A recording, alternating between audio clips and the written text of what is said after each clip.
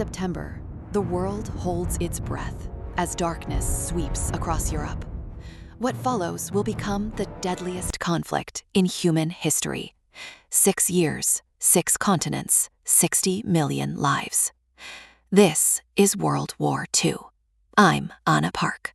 It began with lightning. At dawn on September 1st, armored columns stormed into Poland. Tanks, dive bombers, and infantry moving as one.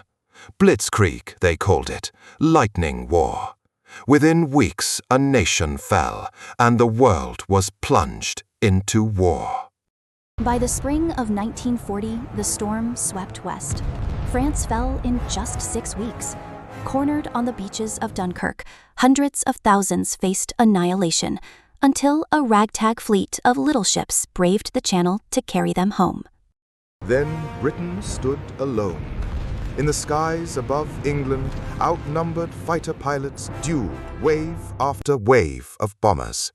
Night after night, cities burned in the Blitz.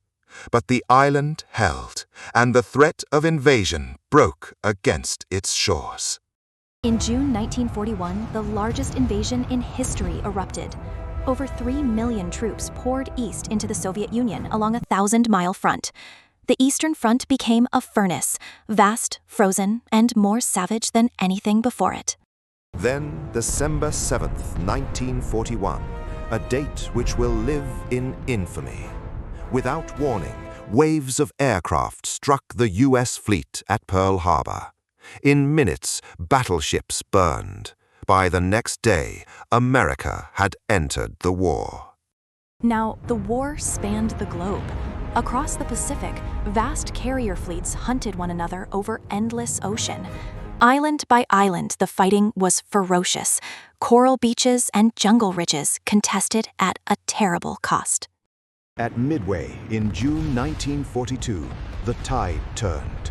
In a single breathtaking morning, dive bombers caught the enemy carriers and sent 4 to the bottom. The balance of the Pacific shifted, and it never shifted back. Far away, across the deserts of North Africa, armies surged back and forth over the sand. At El Alamein, a massive assault finally broke the line. Of that victory, Churchill said, "This is not the end, but it is the..." This war was won not only on battlefields, but in factories that never slept, by millions on the home front forging the tanks, ships, and planes that turned the tide. An entire world was mobilized. Now, Edmund, to the war's most brutal crucible. Stalingrad. For months, 2 armies tore each other apart, street by street, through a frozen and shattered city. When the encircled forces finally surrendered, it was among the bloodiest battles ever fought, and the war's great turning point. Above Europe, the air war raged around the clock. 1,000 bomber raids thundered through flak-filled skies to strike the enemy's heartland. It was... Then came the greatest invasion ever launched. June 6, 1944, D-Day.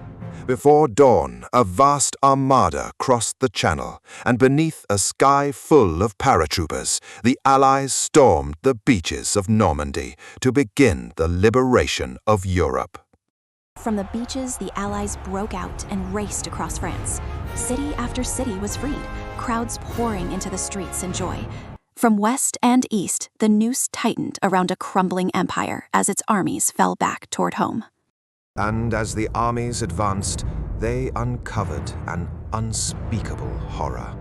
6 million Jewish people and millions more had been murdered in a systematic genocide.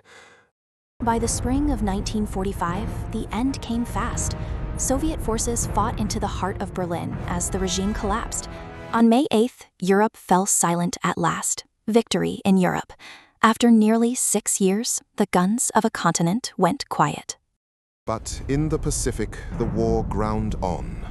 Then, in August 1945, a single new weapon unleashed a force the world had never seen.